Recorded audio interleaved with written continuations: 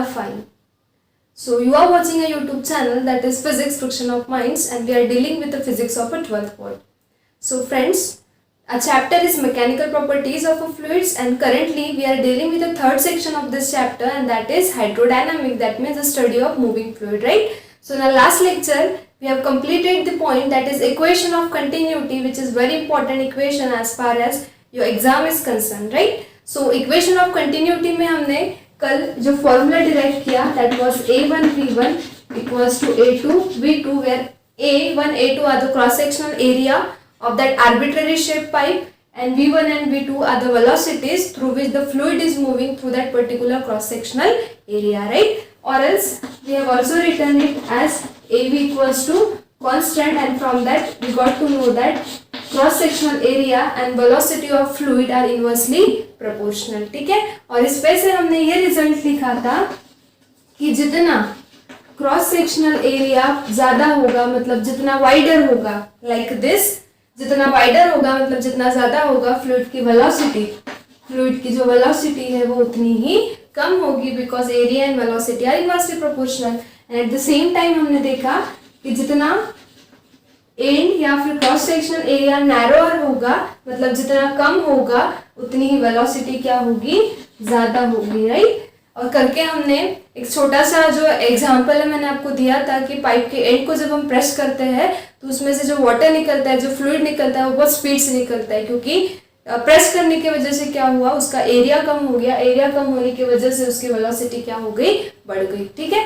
सो ये था हमारा equation of continuity. Now if we follow this equation of continuity, then एक चीज हमें क्लियर होती है, क्या? कि अगर एंड नैरोअर है या फिर, ठीक है, एंड अगर वाइडर है या फिर एंड अगर नैरोअर है, तो उसमें से फ्लूइड की वेलोसिटी कैसी रहेगी, ज्यादा, और वेलोसिटी ज्यादा है तो प्रेशर भी कैसा रहना चाहिए, ज्यादा. ये हमारी लॉजिकल थिंकिंग है, ठीक है? एट द सेम टाइम अगर इस ट्यूब का या फिर इस पाइप का क्रॉस सेक्शनल एरिया अगर कैसा है, वाइडर है, मतलब बड़ा है, तो वेलोसिटी कम होती है. हमें इक्वेशन ऑफ कंटिन्यूटी ने बताया, अगर वेलोसिटी कम है तो एक चीज हमें लॉजिकली पता चलती है कि प्रेशर भी कैसे रहेगा, कम रहेगा. मतलब जितना क्रॉस सेक्शनल एरिया वाइडर उतनी उसकी वेलोसिटी कम, जितनी वेलोसिटी कम उतना प्रेशर कम. जितना क्रॉस सेक्शनल एरिया नैरोअर, मतलब जितना ट्यूब का या फिर पाइप का एंड नैरोअर, उसमें से वेलोसिटी उतनी ही ज्यादा, जितनी वेलोसिटी ज्यादा मतलब प्रेशर भी उतना ही ज्यादा होना चाहिए. ये हमारी लॉजिकल थिंकिंग है. यहाँ तक तो हमें इक्वेशन ऑफ कंटिन्यूटी ने प्रूफ करके दिया है, राइट? बट ये हमने लॉजिकली सोचा, राइट? बट ऐसा नहीं है. तो फिर कैसा है कि अगर पाइप का या फिर ट्यूब का क्रॉस सेक्शनल एरिया वाइडर होगा तो वेलोसिटी तो कम होगी, इक्वेशन ऑफ कंटिन्यूटी कहता है. बट इस वाइडर एरिया में से फ्लूइड का जो प्रेशर है वो कैसा रहेगा, ज्यादा रहेगा. और अगर आपका क्रॉस सेक्शनल एरिया नैरोअर है, तो अगर नैरो क्रॉस सेक्शनल एरिया में से वेलोसिटी कैसी होती है, मैक्सिमम. ये हमें इक्वेशन ऑफ कंटिन्यूटी ने बताया. बट उसी नैरोअर एंड में से, उसी नैरो क्रॉस सेक्शनल एरिया में से फ्लूइड का जो प्रेशर है वो कैसे रहेगा, कम रहेगा. ओके? और ये जो इन्वेंशन है, that is given by the Swiss scientist, call it as a Bernoulli, and from that he has given a one particular equation, and that equation is called as a Bernoulli's equation. तो ये थी छोटी सी story Bernoulli's equation के पीछे की, ठीक है? Equation of continuity के अकॉर्डिंग इतना ठीक है. ये हमने लॉजिकली सोचा कि वेलोसिटी अगर ज्यादा है तो प्रेशर ज्यादा होना चाहिए, वाइडर एंड में से वेलोसिटी कम है तो प्रेशर कम होना चाहिए. बट ऐसा नहीं है. ये जो स्विस साइंटिस्ट है बर्नौली, इन्होंने एक बर्नौली इक्वेशन डिराइव किया, and from that he got to know that through the wider end the pressure of the fluid is maximum, and through the narrower end pressure of the fluid is quite less, that is minimum. Okay? And this invention is given by a scientist Bernoulli through his work, and from that he derived the equation that is called as a Bernoulli's equation. So ये थी छोटी सी story behind the Bernoulli's equation, ठीक है? So ये just था introduction इस point का, और mark कर लो, this may be important point of your chapter because last lecture में hydrodynamics ही नहीं था, बट बर्नौलीज इक्वेशन बहुत इंपॉर्टेंट है, इसके आगे हमें एप्लीकेशंस भी देखना है। 5 एप्लीकेशन हमारे टेक्स्ट बुक में दिए हैं तो वो हम देखेंगे। तो बर्नौलीज इक्वेशन जो है हाइड्रोडायनामिक का सबसे इंपॉर्टेंट पार्ट है, ठीक है। सो मार्क इट एज इम्पोर्टेंट, ये आपको एग्जाम में आ सकता है, ठीक है। सो बर्नौलीज इक्वेशन स्टडी करने के लिए इक्वेशन ऑफ कंटिन्यूटी आपको आना जरूरी है, और लास्ट लेक्चर में मैंने आपको इक्वेशन ऑफ कंटिन्यूटी समझाया है। तो अगर किसी ने इक्वेशन ऑफ कंटिन्यूटी वाला लेक्चर नहीं किया होगा तो पहले वो लेक्चर करो और बाद में ये लेक्चर करो, ठीक है। और बहुत सिंपल है, टेक्स्ट बुक में इसको बहुत मतलब एक्सटेंड करके दिया है बर्नौलीज इक्वेशन, बट हम क्या करेंगे स्टेप वाइज एकदम सिंप्लीफाइड वे में बर्नौलीज इक्वेशन डिराइव करेंगे, ठीक है। सो ये एक ट्यूब ले लिया हमने या फिर एक पाइप ले लिया जिसका आर्बिट्रेरी शेप है, आर्बिट्रेरी मतलब इरेगुलर शेप है। सो ये जो एंड है ये हमने ब्रॉडर ले लिया मतलब वाइडर, और ये एंड नैरोर ले लिया, ठीक है। अब यहाँ से जो है वो फ्लूइड, हम हाइड्रोडायनामिक स्टडी कर रहे हैं, तो सपोज यहाँ पे क्या है, वाटर है जो कि क्या हो रहा है, फ्लो हो रहा है इस तरह से, ओके। सो इस पाइप में जिसका आर्बिट्रेरी शेप है उसमें वाटर है जो कि इस तरह से क्या हो रहा है, फ्लो हो रहा है, ठीक है। सो ये इतना वाटर कॉलम है फ्रॉम P टू Q। अब अगर ये जो फ्लूइड है ये मोशन में है, ये फ्लो हो रहा है, तो with respect to time dt, small time लिया है हमने dt, सो इस स्मॉल टाइम इंटरवल में क्या होगा, ये फ्लूइड फ्लो होगा। सो अब सपोज इसका एरिया जो है ये जो कॉलम है फ्लूइड का, अब फ्लो होने के बाद सपोज ये यहाँ से यहाँ पहुंचा, ये यहाँ से यहाँ पहुंचा, सो दिस इज लाइक दिस। अरे यहाँ से उतने ही टाइम में ये यहाँ से यहाँ पहुंचा। और एक चीज हमें पता है, इक्वेशन ऑफ कंटिन्यूटी ने हमें बताया जितना लिक्विड, जितने मास का लिक्विड या फिर जितना अमाउंट ऑफ लिक्विड यहाँ से एंटर होगा उतना ही अमाउंट ऑफ लिक्विड यहाँ से क्या होगा, लीव होगा, मतलब बाहर पड़ेगा, ठीक है। और उनका जो टाइम इंटरवल है वो भी कैसे रहेगा, सेम रहेगा, ठीक है। Mass entering per unit time equals to mass leaving per unit time, that is a simple statement of equation of continuity, okay. So ये सिंपल सा सेटअप है हमारा। अब देखो सपोज इस ट्यूब को हमने क्या किया है, with reference to this ground surface इस तरह से रखा है कि यहाँ का जो एरिया है ये हम A1 से डिनोट करेंगे, और ये जो एरिया है ये हम A2 से डिनोट करेंगे, ठीक है। So this are the cross sectional area, this is wider, this is narrower, okay. So एक चीज हमें अभी पता है, जितना क्रॉस सेक्शनल एरिया वाइडर उतनी ही स्पीड कम। सो ऑब्वियसली यहाँ से यहाँ की स्पीड और यहाँ की स्पीड डिफरेंट रहेगी। So let this speed be V1। यहाँ की जो स्पीड है वो V1 लेते हैं और यहाँ की जो स्पीड है वो V2 लेते हैं, ठीक है। और टाइम इंटरवल T में आपका ये जो लिक्विड कॉलम था ये फ्लो होके यहाँ से यहाँ जा पहुंचा, ठीक है। सो यहाँ से, सो दिस इज द, इतना डिस्प्लेस हुआ, ये लिक्विड एंटर होने के बाद इतना डिस्प्लेस हुआ, ये इतना, लाइक दिस। सो ये जो डिस्प्लेसमेंट है, let this be denoted by D1 and let this be D2, okay. So this is D1, this is D2, this is A1, this is A2, this is speed V1, this is speed V2। इतनी चीजें clear है। अब देखो अब क्या होगा, ये जो ग्राउंड सरफेस है इसके रेफरेंस में सपोज ये क्रॉस सेक्शन एरिया ग्राउंड से हाइट H1 पे है और ये क्रॉस सेक्शन एरिया ग्राउंड से हाइट H2 पे है, ठीक है। तो अब अगर हम थिंक करें तो यहाँ पे कितनी एनर्जी रोल प्ले करेगी, तो देखो एक एनर्जी तो हमें पता है कि ये ग्राउंड से एक पर्टिकुलर हाइट पे है H1 H2, मतलब पोटेंशियल एनर्जी यहाँ पे रहेगी। दूसरा आपका फ्लूइड जो है वो मोशन में है, मूविंग फ्लूइड है। अगर फ्लूइड मोशन में है तो every moving object possess kinetic energy, means this fluid will have kinetic energy, at the same time this fluid will have potential energy. At the same time a third energy is there and that energy is called as pressure energy। ये term आपने पहली बार सुनी होगी pressure energy की। तो अब यहाँ पे फ्लूइड है, आपका फ्लूइड मोशन में है, राइट। फ्लूइड मोशन में है मतलब क्या, ये मूव हो रहा है, ये डिस्प्लेस हो रहा है। कोई भी ऑब्जेक्ट डिस्प्लेस कब होगा, जब उस पर फोर्स लगाएंगे, और ये फोर्स ये पर्टिकुलर क्रॉस सेक्शनल एरिया पे लग रहा है, तो ये क्या कंट्रीब्यूट करेगा, प्रेशर, ओके। मतलब यहाँ पे फोर्स लगने के बाद प्रेशर की वजह से फोर्स लग रहा है जिसकी वजह से डिस्प्लेसमेंट हो रहा है, और force into displacement is nothing but work, and work is converted into energy. So this energy, this work is because of the pressure force and that's why that energy is called as a pressure energy. So इस तरह से यहाँ पे आपके पास इस fluid, इस moving fluid के पास कितनी एनर्जी है? 3, एक काइनेटिक, दूसरी पोटेंशियल और तीसरी जो है वो है हमारी प्रेशर एनर्जी. ओके, नाउ अब देखो क्या होगा. अब सिंपल सा हमें स्टेप वाइज जाना है. टेक्स्ट बुक में बहुत एक्सटेंड करके दिया है इसे, बट सिंपली हम सिंपल लैंग्वेज में बात करेंगे और जस्ट फ्यू स्टेप्स में आपको मैं इक्वेशन डिराइव करके दूंगी. ठीक है, सो देखो अब क्या होगा. इक्वेशन ऑफ कंटिन्यूटी हमें क्या कहता है? Mass entering per unit time equals to mass leaving per unit time. यहाँ का मास सपोज m1 है, यहाँ का मास सपोज m2 है. ओके, अब डेंसिटी का फॉर्मूला है हमारा मास अपॉन वॉल्यूम, राइट. सो यहाँ का वॉल्यूम सपोज है V1, यहाँ का वॉल्यूम सपोज V1 और यहाँ का V2. यहाँ पे V टर्म्स 2 बार है. जहाँ पे भी स्मॉल v होगा, that small v stands for velocity. Small v stands for velocity and capital V stands for volume. Don't forget this. Okay, so this is capital V. Okay, अब मास तो scalar है. Okay, mass is always constant और equation of continuity कहता है जितना मास आ रहा है उतना ही मास जा रहा है लिक्विड का, राइट. मतलब ये टर्म कांस्टेंट है. आपका जो फ्लूइड है, ये तो बहुत इंपॉर्टेंट है, आपका जो फ्लूइड है वो कैसा है? आइडियल फ्लूइड है. अगर फ्लूइड आइडियल है तो वो इनकम्प्रेसिबल है और इनकम्प्रेसिबल फ्लूइड की डेंसिटी हमेशा कैसी होती है? कांस्टेंट.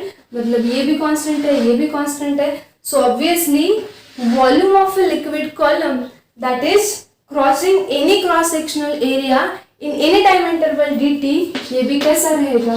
कांस्टेंट रहेगा. सो this is very important. So suppose हम कंसिडर करते हैं कि यहाँ का जो वॉल्यूम है वो कितना है? V1. यहाँ का वॉल्यूम है V1 और यहाँ का वॉल्यूम है V2. Okay, so what I said, according to equation of continuity, volume of fluid passing through any cross section. अब यहाँ पे हमने 2 क्रॉस सेक्शन कंसिडर किए, बड़े से नंबर ऑफ क्रॉस सेक्शन यहाँ पे हो गए. हमारे 2 क्रॉस सेक्शन है A1 और A2. So volume of fluid passing through any cross section in time dt is constant.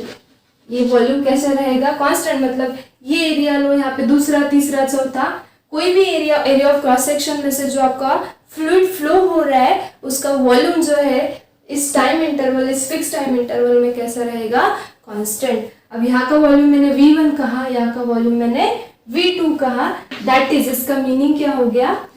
V1 equals to V2 और इक्वल्स टू क्या हो गया?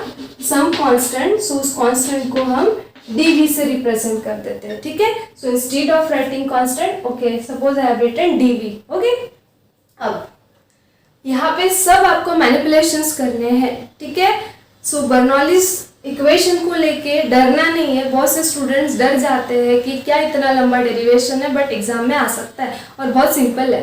तो देखो, volume can be written as area into height, right. So V1 की जगह पे क्या आएगा? A1, ये एरिया और हाइट. अब ये सिलेंडर की तरह है, इसे अगर मैंने ऐसे करके यहाँ पे ड्रॉ किया तो देखो ये कैसे रहेगा? इस तरह से रहेगा. तो ये सिलेंडर की हाइट मतलब ही क्या हो गया? ये डिस्टेंस, ये कितना है? D1. मीन्स यहाँ पे h के जगह पे आई can right D1. Similarly V2 क्या हो जाएगा? यहाँ का क्रॉस सेक्शनल एरिया A2 और ये हाइट, ये सिलेंडर की ये हाइट हो गई D2 और ये कांस्टेंट कितना है? dV. ओके, सो ये एक चीज इंपॉर्टेंट है, ये आपका बेस है, ये इस इक्वेशन का बेस है. ये बेस अगर आपका पक्का हो गया तो अभी जो बिल्डिंग बनेगी उसमें कोई प्रॉब्लम नहीं होगी. ठीक है, सो देखो, इसे हम कहते हैं इक्वेशन नंबर 1. ये आपको समझ में आ गया? This is according to equation of continuity. अब मैंने आपको कहा कि जो आपका फ्लूइड मूव हो रहा है तो वो मोशन में है, सो ऑब्वियसली उसे काइनेटिक एनर्जी रहेगी. अग्रीड. सो अब हम क्या करेंगे? अब देखो यहाँ की वेलोसिटी है. अब काइनेटिक एनर्जी का जनरल फॉर्मूला है हाफ mv². अग्रीड, कोई डाउट नहीं इसमें. अब यहाँ पे जो है वेलोसिटी, वेलोसिटी यहाँ की है v1, यहाँ की v2, ये ब्रॉडर एंड है, वाइडर है, वेलोसिटी कम है, यहाँ की वेलोसिटी ज़्यादा है। वेलोसिटी अगर चेंज हो रही है so obviously kinetic energy change होगी। सो अब हम क्या करेंगे, we will derive the formula for change in kinetic energy. Okay, so change in kinetic energy, let this be denoted by delta KE, where KE stands for kinetic energy and delta stands for change. So change in kinetic energy कितनी होगी, final KE minus initial KE। अब KE का formula है आपका half mv square, right. Final का क्या होगा, यहाँ का मास है m2 मीन्स हाफ m2, यहाँ की वेलोसिटी है v2। सो दिस इज, ठीक है, हम स्टेप वाइज लिखेंगे। सो this is KE final minus KE initial, ठीक है। अब KE फाइनल कितनी होगी, जनरल फॉर्मूला है half mv square, right, small v square. यहाँ का मास है m2, यहाँ की वेलोसिटी है v2। सिमिलरली KE इनिशियल क्या होगा बताओ, it will be half m1 v1 square. Okay, कोई कंफ्यूजन नहीं है। अब देखो डेंसिटी का फॉर्मूला है हमारा मास अपॉन वॉल्यूम। सो यहाँ पे मास की टर्म है, मास को कैसे लिखा जा सकता है, mass can be written as density into volume. So will write mass as a density into volume. So देखो ये 1/2 एज इट इज, मास को लिख सकते हैं डेंसिटी इनटू वॉल्यूम। अब ये डेंसिटी जो है हमारा फ्लूइड इनकम्प्रेसिबल है, आइडियल है, तो डेंसिटी तो कांस्टेंट रहेगी थ्रू आउट द मोशन, मतलब ρ1 ρ2 ना लिखते हुए हम क्या लिखेंगे, रो। कोई कंफ्यूजन नहीं। v क्या है, वॉल्यूम, यहाँ का वॉल्यूम हमने लिया v1, so this is v1, और ये बची हुई वेलोसिटी का स्क्वायर। यहाँ पे दो v साथ में आए, ये वॉल्यूम है, ये वेलोसिटी है। सिमिलरली हाफ m1 को कैसे लिखोगे, रो कांस्टेंट रहेगा, यहाँ पे वॉल्यूम v1 है, so this is v1, okay, and this is v1 square. कोई कंफ्यूजन नहीं। Next, so delta k equals to, now half as it is रखते हैं, डेंसिटी एज इट इज रखते हैं, v is a volume, right, और volume का formula है अभी हमने देखा एरिया इनटू हाइट, राइट। सो ये v1 को कैसे लिख सकते हैं हम, a1 into d1, where volume equals to area into height. So for this case your area, sorry यहाँ पे क्या आएगा v2, this v2 square and this is v1 square. Okay, so यहाँ पे इसके लिए एरिया है आपका a2 और ये डिस्टेंस हमने लिया d2, और ये v2 square minus half this rho as it is. Again volume can be written as area into height. यहाँ का एरिया है a1 और हाइट मतलब ही ये डिस्टेंस ये है d1 और ये हो गया v1 square. Okay, so now 1/2 रो। अब यहाँ पे हमने पहले ही बेस हमारा पक्का कर लिया था कि a1 d1 a2 d2 मतलब ही वॉल्यूम कैसे होता है, constant according to equation of continuity. So यहाँ पे a2 d2 की जगह पे मैं dv लिख सकती हूँ। सो this is dv and this is v2 square minus 1/2 रो। फिर से a1 d1 है, a1 d1 इक्वल्स टू कितना है dv, so I can write this term as dv into v1 square. Okay, so now delta ke,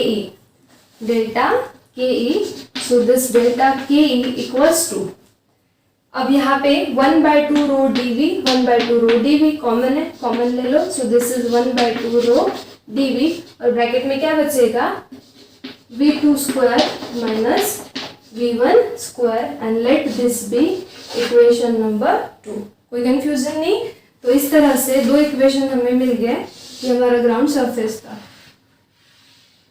okay, दो equation हमें मिल गए, एक ये और एक ये चेंज इन काइनेटिक एनर्जी। अब हमें इसे इरेज करना है, तो ये दो इक्वेशन हम यहाँ साइड में लिख देते हैं। पहला इक्वेशन है हमारा a1 d1 equals to a2 d2 equals to dv, this is equation 1 and your next equation is delta K, मतलब चेंज इन काइनेटिक एनर्जी कितना आया, 1/2 rho dv in bracket v2 square minus v1 square. So let this be equation number 2. So I have written these two equations here. Now proceeding ahead. अब देखो क्या होगा, यहाँ पे आपका जो ट्यूब है वो एक पर्टिकुलर हाइट पे है, सो हाइट पे है तो उसे पोटेंशियल एनर्जी भी रहेगी। अब ये एंड कम हाइट पे है, ये एंड ज़्यादा हाइट पे है, सो जैसे फ्लूइड यहाँ से यहाँ जाएगा उसकी पोटेंशियल एनर्जी चेंज होगी, इंक्रीज होगी विद रिस्पेक्ट टू हाइट। मतलब क्या, now will determine change in potential energy, so let this be denoted by delta PE. Okay, क्या होगा, फाइनल पीई मतलब PE final minus PE initial. Okay, now so delta P equals to, potential energy का simple formula है mgh, right. अब final मतलब ये, initial मतलब ये। फाइनल यहाँ का मास कितना है m2, g तो कांस्टेंट है, यहाँ की हाइट कितनी है h2, माइनस इनिशियल यहाँ का मास कितना है m1, g कांस्टेंट है, यहाँ की हाइट कितनी है h1, so this is h1। Okay, now again I told you mass can be written as density into volume. Go through the same steps. So delta P equals to, mass can be written as density into volume, means M can be written as rho. Rho will be constant because your fluid is ideal. Now here for this case volume is written as V2, this is G, this is H2, minus again this volume is constant, density is constant, यहाँ पे volume आ जाएगा V1, this is G, this is H1। okay, now next simple manipulation में formula में ये रो को as it is रखते हैं, again volume can be written as area into height। now for this case area है A2 और height मतलब ये कितना है B2, this is G, this is H2। similarly यहाँ पे क्या आ जाएगा, volume is A into H, यहाँ का area है A1 और ये distance है D1, ये G और ये H1। ठीक है, now delta PE equals to, ये रो एज इट इज। अब A2 into D2 according to equation 1, A2 into D2 is nothing but dV, so I can write A2 into D2 as dV, this is G, this is H2 minus this is rho।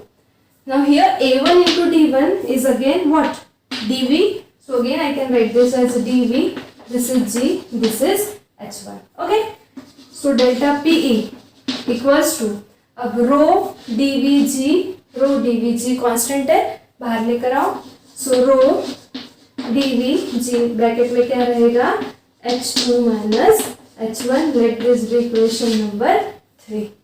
तो ये क्या किया, ये हमने निकाल ली change in potential energy. Okay, यहाँ तक आपको समझ में आ चुका है। अब नेक्स्ट देखते हैं। सो ये जो चेंज इन पोटेंशियल एनर्जी का इक्वेशन है ये भी मैंने यहाँ पे लिख दिया। ये स्टेप्स आपको समझ में आ चुके हैं, आप स्क्रीनशॉट लेके ये हर एक स्टेप्स नोट डाउन कर सकते हो।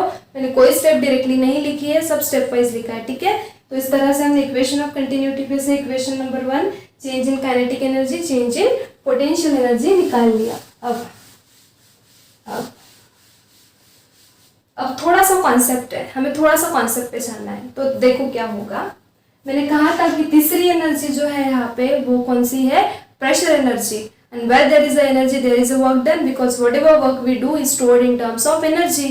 so pressure की वजह से जो यहाँ पे वर्क होगा और उस वर्क की वजह से क्या हो रहा है, ये फ्लूइड इस तरह से फ्लो हो रहा है, so that energy is called as a pressure energy, right। अब वर्क है यहाँ पे, एनर्जी है मतलब वर्क है, सब को रिलेटेड है। अगर आपके फिजिकल पैरामीटर्स अगर आपको सब पक्के होंगे, आपका बेसिक पक्का होगा तो कोई प्रॉब्लम नहीं है। हर एक चीज एक दूसरे से रिलेटेड है। देखो मैंने क्या कहा कि यहाँ पे प्रेशर एनर्जी है मतलब यहाँ पे वर्क हो रहा है। अब वर्क का फॉर्मूला है फोर्स इनटू डिस्प्लेसमेंट। डिस्प्लेसमेंट तो हो रहा है D1 और D2 से, मतलब यहाँ पे फोर्स भी है। वो फोर्स किसके वजह से, यहाँ का प्रेशर है सपोज P1, यहाँ का प्रेशर है P1 और यहाँ का प्रेशर है सपोज P2। अब प्रेशर का फॉर्मूला हमें पता है क्या है, फोर्स अपॉन एरिया। अब ये क्रॉस सेक्शनल एरिया पे एक पर्टिकुलर फोर्स एक्ट हो रहा होगा, तभी ये प्रेशर कंट्रीब्यूट हो रहा है P1, तभी ये प्रेशर कंट्रीब्यूट हो रहा है P2। तो अब फोर्स जो है वो दो टाइप के होते हैं, एक होता है कंजर्वेटिव फोर्स और दूसरा होता है नॉन कंजर्वेटिव फोर्स। ये बहुत की पॉइंट है जो बहुत से लोग नहीं बताते एक्सप्लेन करते वक्त। ठीक है, तो आपको ये ध्यान में रखना है that forces are of two types, conservative, non-conservative। अब आप थोड़ा सा थिंक करो कि यहाँ पे कितने फोर्सेस पॉसिबल है, यहाँ पे कितने फोर्सेस एक्ट हो रहे होंगे। ये तो हाइट पे रखा है, तो एक तो ग्रेविटेशनल फोर्स है, तो ग्रेविटेशनल फोर्स जो है वो हमेशा कंजर्वेटिव फोर्स होता है। One is gravitational force, okay.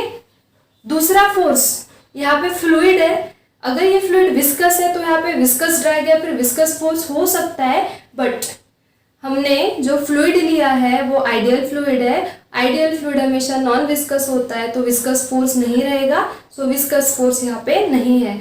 अब और कौन सा फोर्स हो सकता है, तो यहाँ पे प्रेशर है। अगर यहाँ पे प्रेशर है तो यहाँ पे कोई तो भी एक नॉन कंजर्वेटिव फोर्स है, F1 इस एंड के लिए और F2 इस एंड के लिए, ओके। सो ये फोर्स यहाँ पे है, यहाँ का फोर्स है F1 और ये यहाँ का फोर्स है F2। ये दोनों फोर्सेस नॉन कंजर्वेटिव है। अब कंजर्वेटिव मतलब क्या, नॉन कंजर्वेटिव मतलब क्या, ये बेसिक 11th में हो चुका है, सो उस पर हम डिस्कस नहीं करेंगे, अदरवाइज हमारा डेरिवेशन और लेंथी हो जाएगा, ठीक है। तो देखो, अब इसे हम अभी का इग्नोर करते हैं, ग्रेविटेशनल फोर्स को हम अभी का इग्नोर करते हैं जो कि कंजर्वेटिव है। We are interested to derive the work done by the non conservative force, and your non-conservative forces are F1 and here F2 because of the pressure P1 and P2. Understood? So work done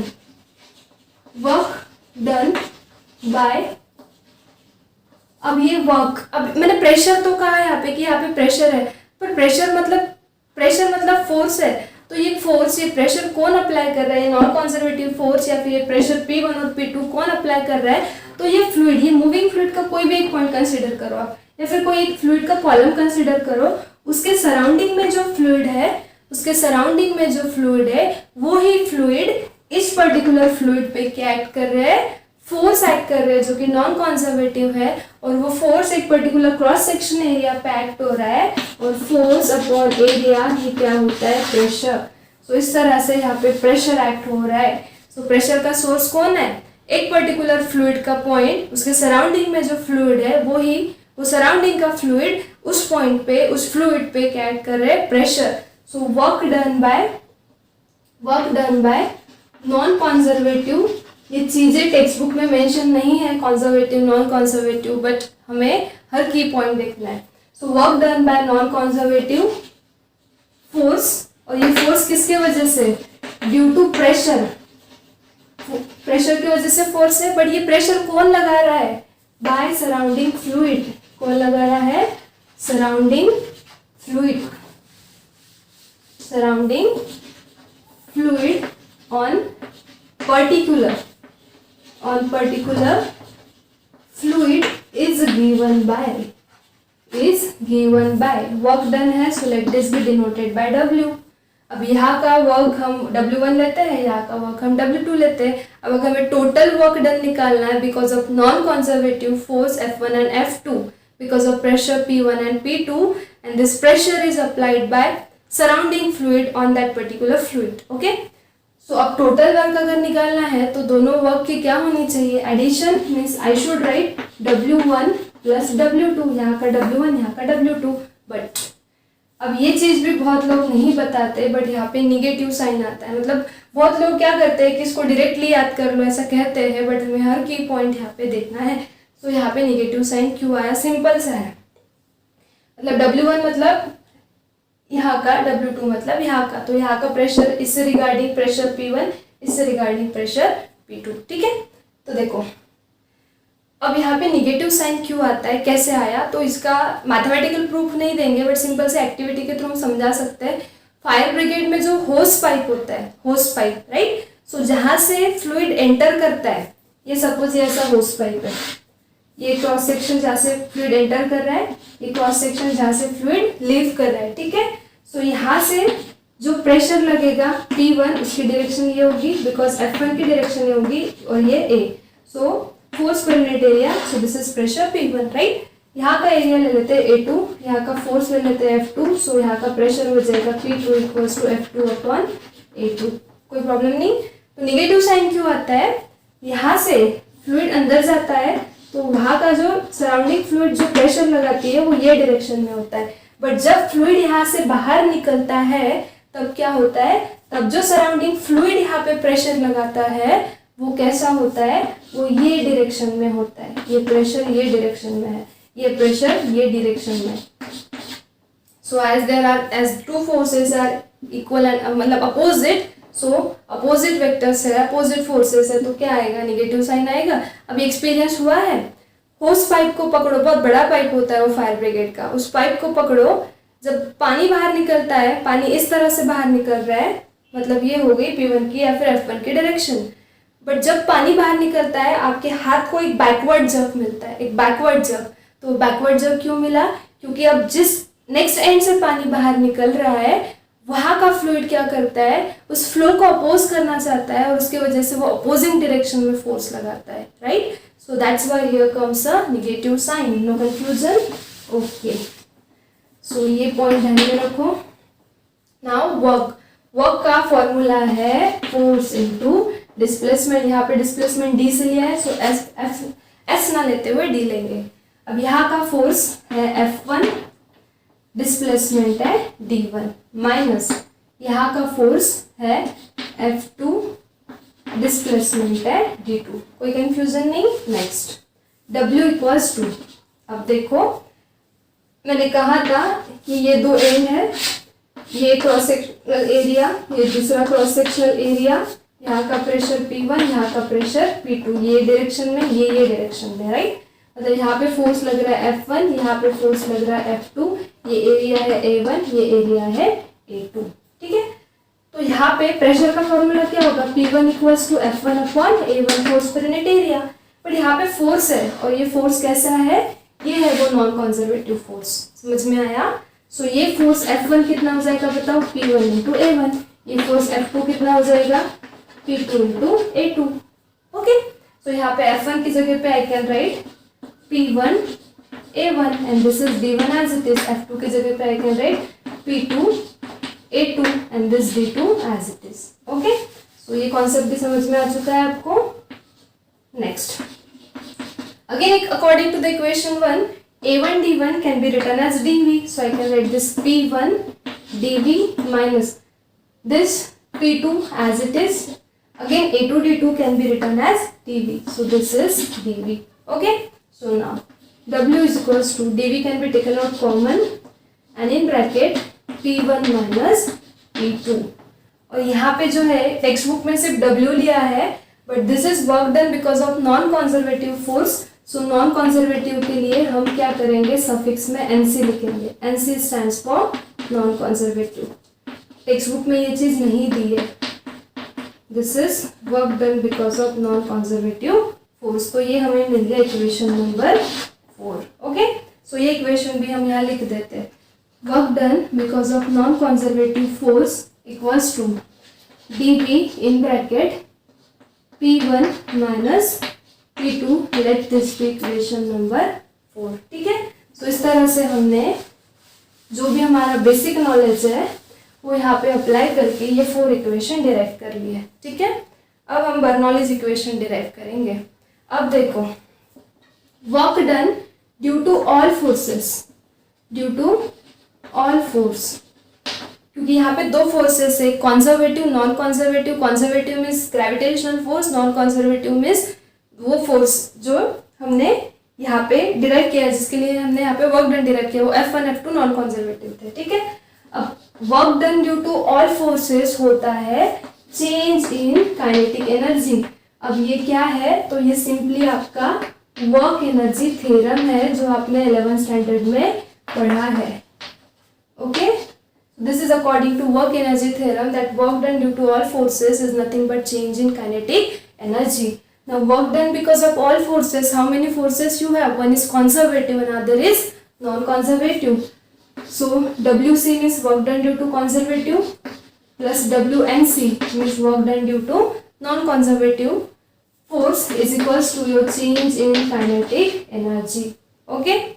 अब अगर आपने 11th standard में conservative non conservative force पढ़ा होगा, सो work done because of conservative force changes the potential energy.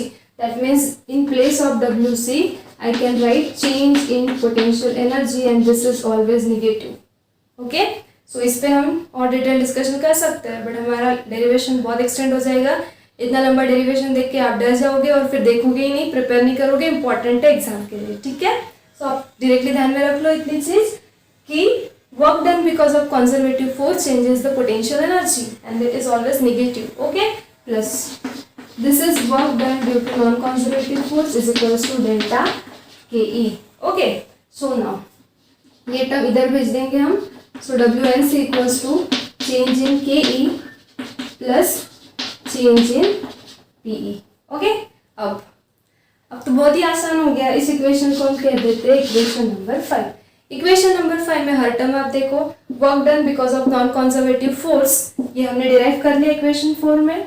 Change in के हमने derive किया equation 2 में। चेंज इन पीई हमने डिराइव किया इक्वेशन 3 में। So I can write by using equations 2, 3 and 4 equation 5 imply हम just substitute the value in equation number 5। और एक चीज मैं यहाँ पे मेंशन करती हूँ, ये फॉर्मूला आपके टेक्स्ट बुक में डायरेक्ट दिया है। ये फॉर्मूला इस तरह से आता है according to work energy theorem. Conservative, non conservative, nothing is mention there, but conservative means gravitational force, non conservative means those forces due to the pressures because of surrounding fluid, okay. So change WNC work done because of non-conservative force, what is that? dV in bracket यहाँ पे लिखते हैं हम equation 5 imply, लिखो अभी क्या है WNC की वैल्यू इक्वेशन 4 से, dV in bracket P1 minus P2 equals to K की वैल्यू पुट करो, delta K is 1/2 rho V dV in bracket V2 square minus V1 square plus delta PE, delta PE है हमारा plus rho G, this rho G dV in bracket H2 minus H1, okay.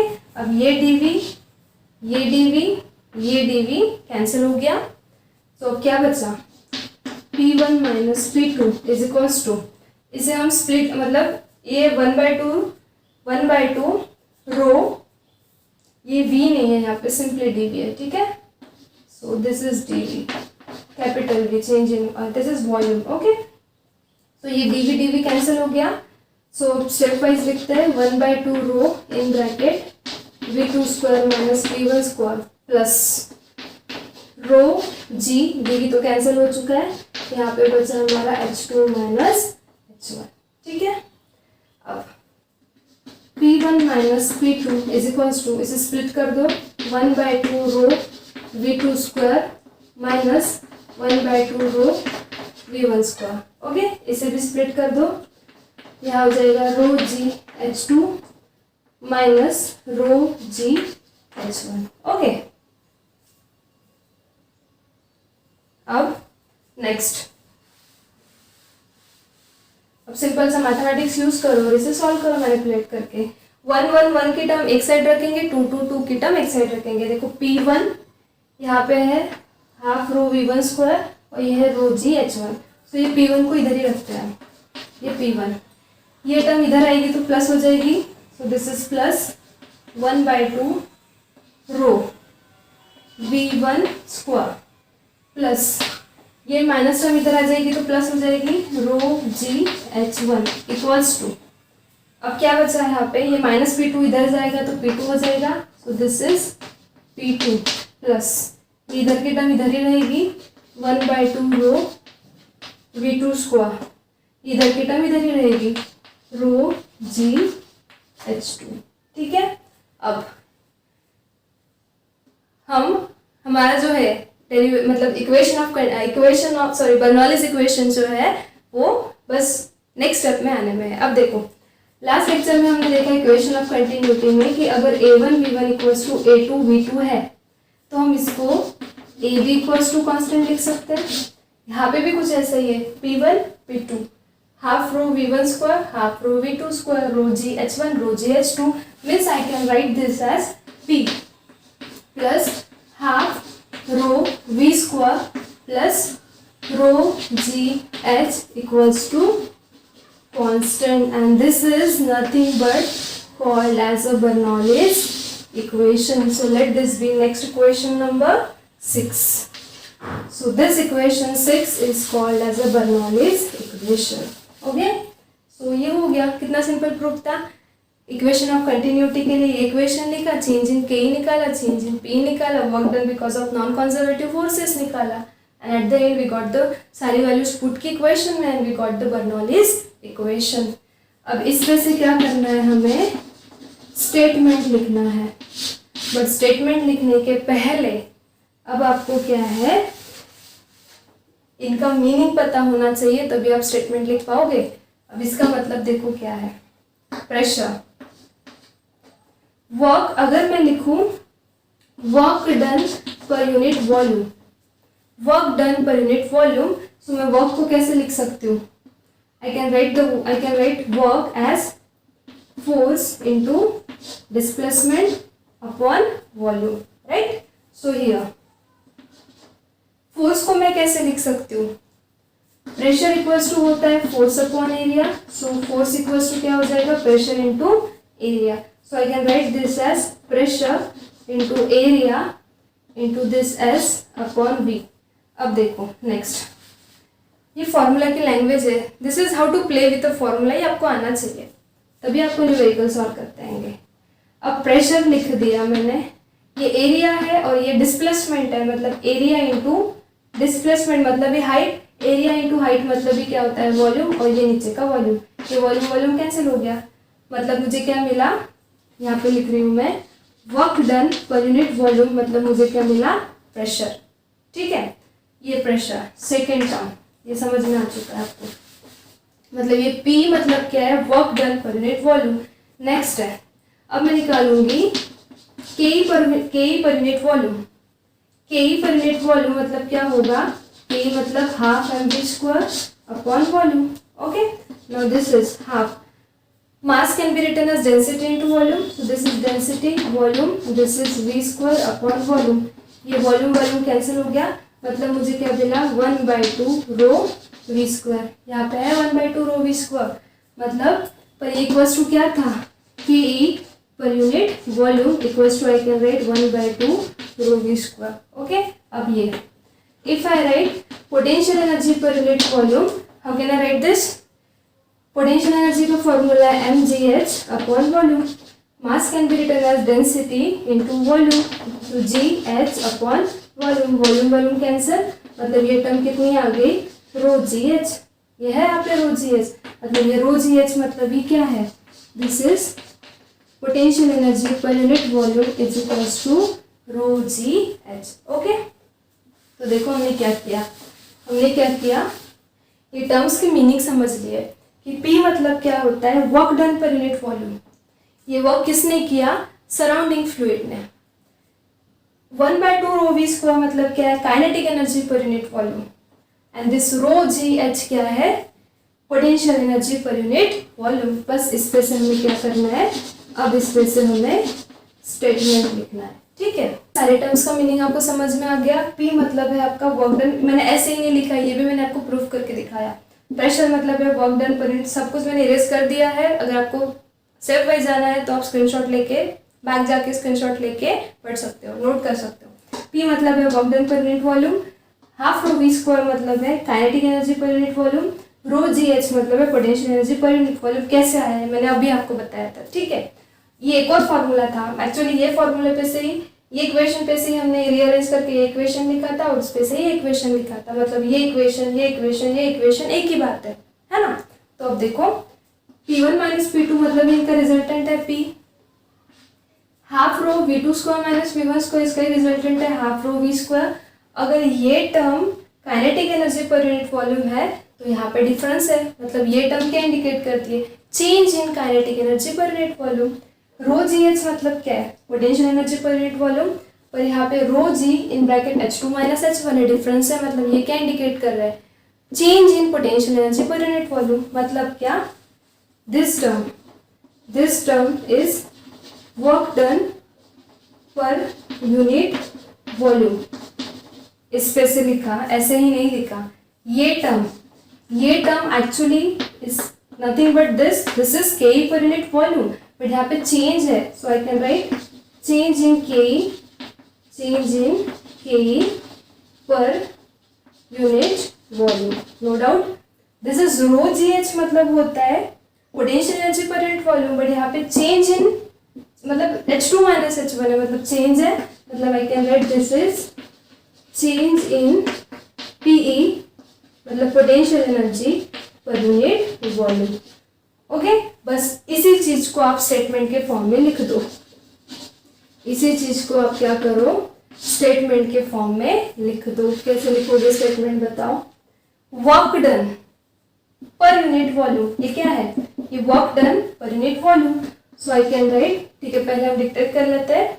Work done per unit volume on a fluid by a surrounding fluid, क्योंकि ये work कौन कर रहा है, work done एक particular fluid पे कौन कर रहा है, सराउंडिंग का फ्लूइड जो इस ट्यूब में है, इस ट्यूब में है. सो work done per unit volume, ये टर्म्स कैसे लिखी, ये इस पे से लिखी, ये कैसे आया, ये प्रीवियसली बताया.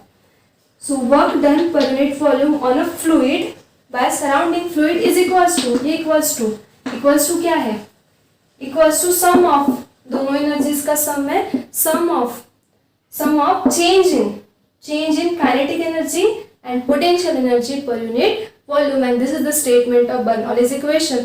अब आप टेक्स्ट बुक चेक करो, टेक्स्ट बुक में आपको ये स्टेटमेंट मिलेगा जो मैंने अभी डिक्टेट किया, बट ये स्टेटमेंट में work done per unit volume क्या है, change in K per unit volume क्यों कहा, पी पर यूनिट वॉल्यूम क्यों कहा, तो इसके वजह से कहा, और ये कैसे आया ये मैंने आपको बताया. ठीक है, so I can write work done per unit volume on fluid by surrounding fluid is equals to what, sum of change in KE and PE but per unit volume. Change in KE and PE per unit volume, and this is the statement of Bernoulli's equation. Okay, so this is all about Bernoulli's equation. इसका history मैंने बताई, small history आपको, इसका significance बताया, उसके बाद इसका simple सा प्रूफ हमने देखा. अगर आप स्ट्रैटेजी फॉलो करोगे तो यही स्ट्रैटेजी फॉलो करना जो मैंने यहाँ लिखी, पहले कंटिन्यूटी इक्वेशन लगा के कंटिन्यूटी इक्वेशन लिख लो वॉल्यूम के फॉर्म में का. सेकेंडली चेंज इन के निकालो, चेंज इन पी निकालो, work done because of non conservative forces निकालो, और उसके बाद जो इम्पॉर्टेंट चीज़ मैंने बताई थी, work done because of all force equals to change in K, work energy theorem लगाया. उसके बाद ये प्रूफ, मतलब मैं अगर आपको लिख के दूँ स्टेप वाइज तो आपको क्या करना है, फर्स्ट स्टेप में आपको इक्वेशन ऑफ कंटिन्यूटी यूज करना है, सेकेंड में आपको चेंज इन के निकालना है, थर्ड में आपको चेंज इन पी निकालना है, फोर्थ में आपको work done because of non conservative forces निकालना है, फिफ्थ में आपको क्या करना है, फिफ्थ में आपको वर्क एनर्जी थ्योरम यूज करना है. ये हो गई ये डेरिवेशन के साथ डील करने की सिंपल सी स्ट्रैटेजी, इसे कहते हैं स्मार्ट वर्क. अब पूरे स्टेप्स ध्यान में रखने की जरूरत नहीं है, बस ये 5 स्टेप्स आप ध्यान में रखो. ये 5 स्टेप्स ध्यान में होगी तो आपको बर्नौलीज इक्वेशन जो है वो मिल जाएगा. ठीक है, so this is all about Bernoulli's equation. कोई क्वेरी होगी, कोई डाउट होगा तो पूछ सकते हो. नया पॉइंट है न्यू टेक्स्ट बुक में. ठीक है, ओल्ड टेक्स्ट बुक में नहीं था तो ये सबके लिए न्यू है. डिपेंड करता है कि हम इसको किस वे से डील करते हैं, किस वे से पढ़ाते हैं, आपको कितना समझ में आता है. मैंने बहुत सिंपल लैंग्वेज में समझाया, टेक्स्ट बुक रेफर करोगे तो बहुत कंफ्यूजिंग लैंग्वेज दी है. ठीक है, so go through this. Next lecture में देखेंगे हम अप्लीकेशन ऑफ बर्नौलीज इक्वेशन. बहुत इंटरेस्टिंग अप्लीकेशंस है, और वो अप्लीकेशन 5 अप्लीकेशंस है. वो होने के बाद फाइनली ये चैप्टर जो है हमारा कंप्लीट हो जाएगा. ठीक है, so till then stay studious, stay curious. Thank you.